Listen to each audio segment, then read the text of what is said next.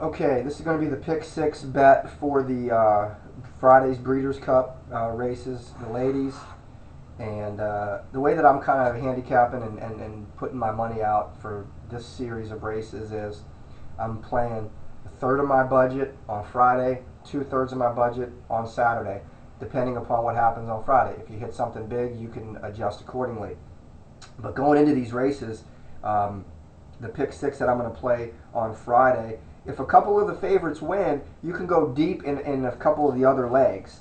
So I'm going to play a very cheap pick six ticket on Friday, and if some of the top names fire, it could pay handsomely with some long shots in the more difficult races. So to start things off, in race one, I'm going to solo Indian Blessing, the 5. So that's going to be actually race number 3 at Santa Anita, and that's the first leg of the Breeders' Cup. Indian Blessing solo.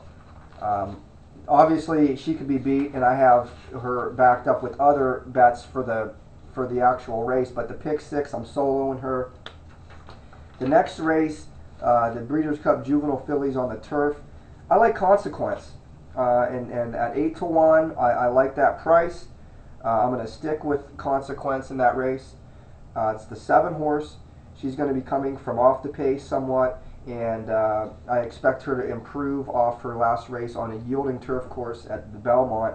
And her bullet, 1 out of 42, 44 furlong work at Oak Tree on the 19th is very impressive to me. I think she's going to be ready to run, and so I'm going to also solo her in this race. If you've got a budget that you can go into here, some of the other horses to look at would be the 2, Lara, Freedom Rings, Sea Karma, Sugar Mom, Beyond Reach. Some of the horses that I also looked at for that race. Moving along to the third leg of the pick six.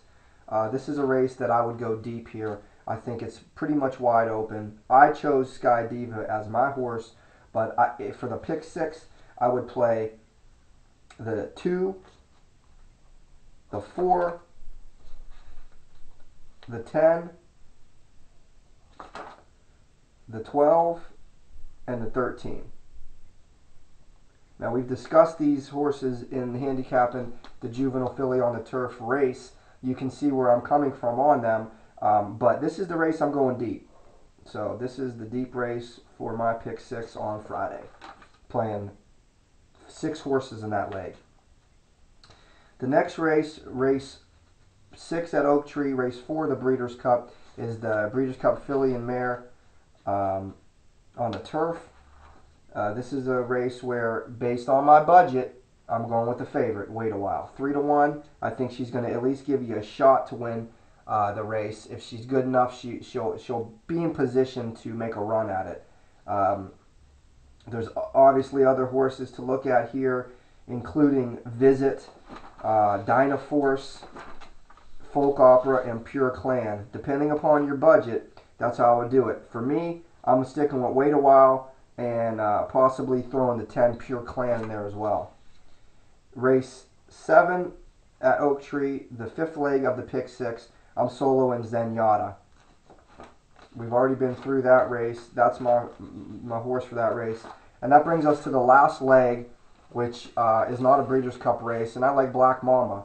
I've seen that horse run a few times, and he should be competitive at 7-2 or 3-1, wherever he comes in. Black Mamba in the last leg. So if you play that ticket, you're talking about a $12 bet. So it gives you plenty of room to go deep in other legs, but for me, it's the 5 with the 7, with the 2, 4, 10, 11, 12, 13, with the 5, with the 1, with Black Mamba. And that's my pick six for Friday's Breeders' Cup, the ladies. Good luck.